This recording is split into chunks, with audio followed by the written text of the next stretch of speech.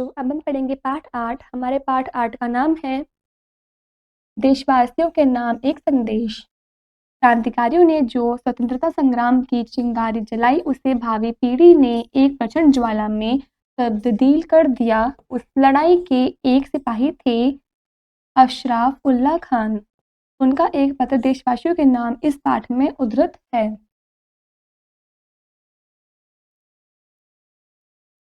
16 सितंबर 1927 Faizabad jail. मेरे प्यारे देशवासियों, भारत माता को आज़ाद करवाने के लिए रंगमंच पर हम अपनी भूमिका अदा कर चुके हैं। गलत किया या सही, हमने जो भी किया स्वतंत्रता पाने की भावना से प्रेरित होकर किया। हमारे अपने निंदा करें या प्रशंसा, लेकिन हमारे दुश्मनों तक को हमारी हिम्मत की और वीरता की प्रशंसा करनी पड़ती है।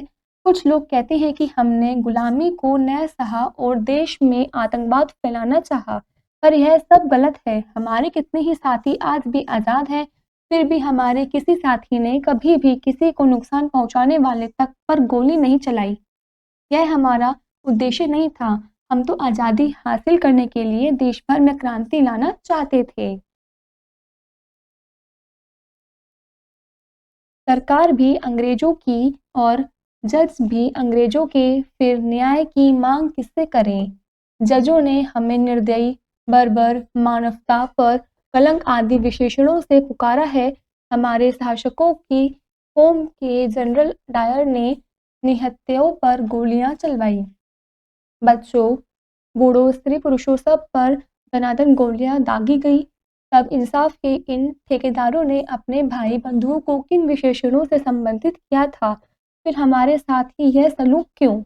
हिंदुस्तानी भाइयों, आप चाहे किसी भी धर्म या संप्रदाय के मानने वाले हों, देश के काम में साथ रहो, आपस में व्यर्थ न लड़ो। रास्ते चाहे अलग हों, लेकिन उद्देश्य तो सबका एक ही है। सभी कार्य एक ही उद्देश्य की पूर्ति के साधन हैं। एक होकर देश की नौकरशाही का मुकाबला करो, अपने देश को आज़ाद करवाओ। देश के 7 करोड़ मुसलमानों में मैं पहला मुसलमान हूँ जो देश की आज़ादी के लिए फांसी पर चढ़ रहा हूँ। यह सोचकर मुझे गर्व महसूस होता है। सभी को मेरा सलाम। हिंदुस्तान आज़ाद हो, सब खुश रहें। आपका भाई अशफाक।